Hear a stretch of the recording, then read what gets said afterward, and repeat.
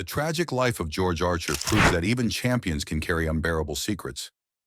Behind the green jacket and legendary putting skills lived a man who fought a silent battle that would have broken most people. This is the story of how George Archer became one of golf's greatest putters while hiding a devastating truth from the entire world. George William Archer was born on October 1, 1939, in San Francisco, California. He grew up in nearby San Mateo, where his towering height made him dream of basketball stardom. Standing 6 feet 5.5 inches tall, young George seemed destined for the hardwood. But fate had different plans. While caddying at the Peninsula Golf and Country Club near his home, something magical happened. Golf captured his heart completely. His dedication to golf became so intense that he missed basketball practice repeatedly. Eventually, his high school coach had enough and cut him from the team. What seemed like a setback was actually destiny calling. George threw himself into golf with everything he had, never knowing this decision would change his life forever. When George turned professional in 1964, his physical build created unique challenges. At 6'6" with surprisingly short arms, he looked nothing like other golfers. Critics called him gangly and described his swing as an awkward mix of elbows, shoulders, and knees. But George refused to let his unusual frame stop him. His putting stance became legendary for all the right reasons. Because of his short arms and tall frame, George had to bend over so far that his body looked like a question mark. Some said he resembled a stork with a stick. This wasn't style, it was pure necessity. To keep his lower body completely still, George bowed his legs and practically doubled over the ball. What looked awkward to others became deadly effective on the greens. George developed a putting philosophy centered on keeping his lower body embedded in cement.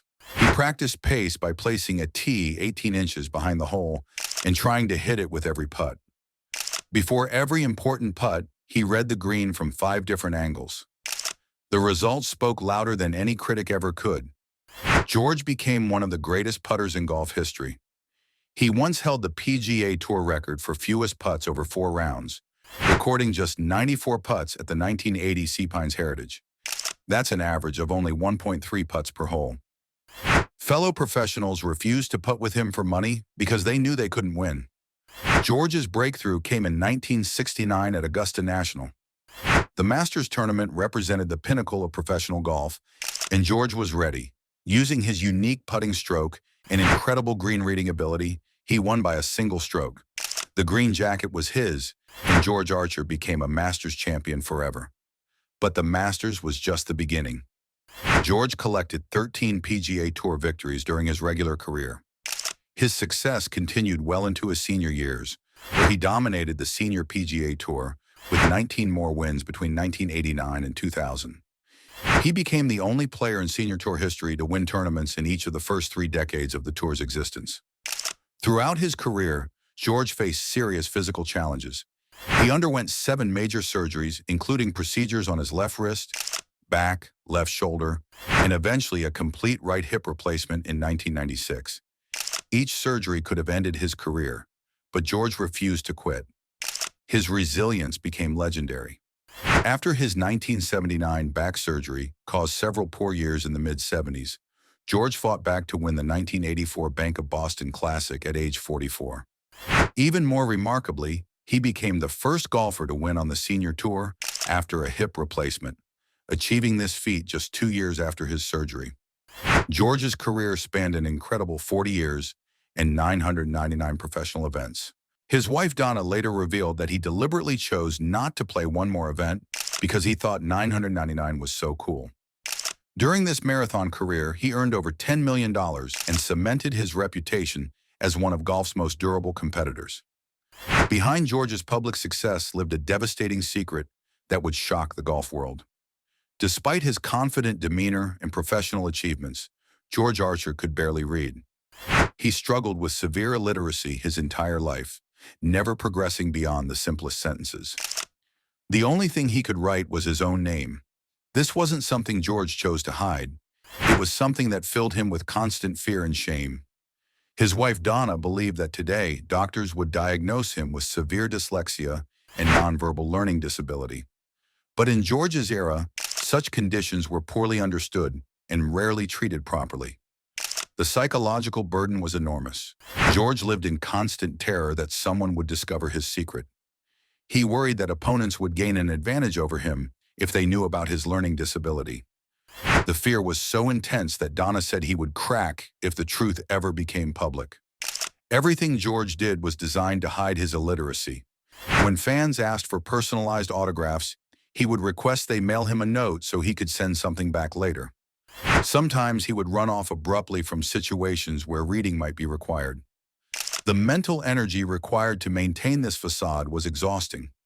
Yet George found ways to compensate that actually helped his golf game. Unable to process written information normally, he developed extraordinary spatial intelligence. This gift allowed him to read greens better than almost any professional golfer in history. His brain worked differently, and on the golf course, that difference became a massive advantage. George also possessed excellent speaking skills, allowing him to handle interviews and public appearances without revealing his secret. Only his immediate family knew the truth. For decades, George carried this burden alone, turning what could have been a source of strength into a source of shame.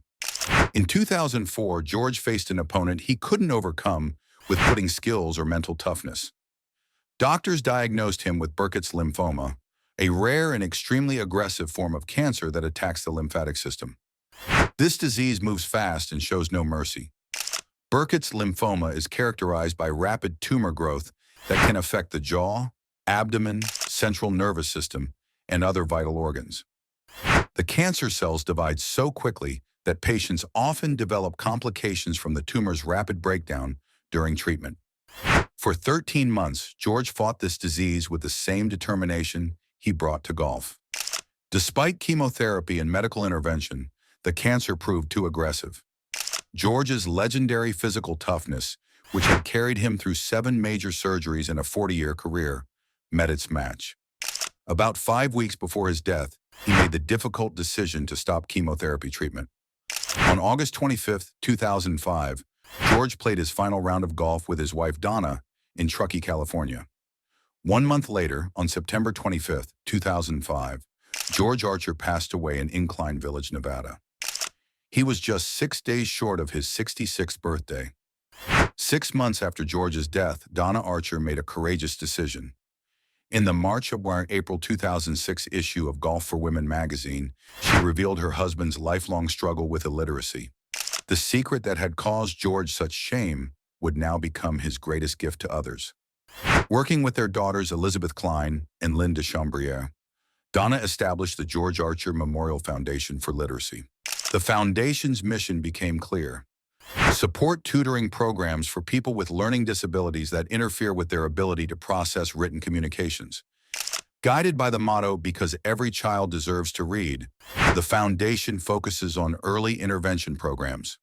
They provide grants to educational organizations like the San Mateo Public Library and the Charles Armstrong School in Belmont, California, both dedicated to helping students with language-based learning difficulties. The foundation organizes annual fundraising events, including the George Archer Memorial Stroke of Genius Pro-Am. Through these efforts, George's private struggle has become a source of hope for countless families facing similar challenges. What makes this transformation so powerful is how it redefines George's legacy. Yes, he won the Masters tournament and became one of golf's greatest putters. But his most important victory came after death, when his secret shame became a beacon of hope for others. George Archer's story reminds us that true greatness often lies not in visible triumphs, but in the quiet battles we fight, in the courage to transform personal adversity into forces for good. The man who couldn't read became a champion who helps others learn. That's the real magic of George Archer's remarkable life.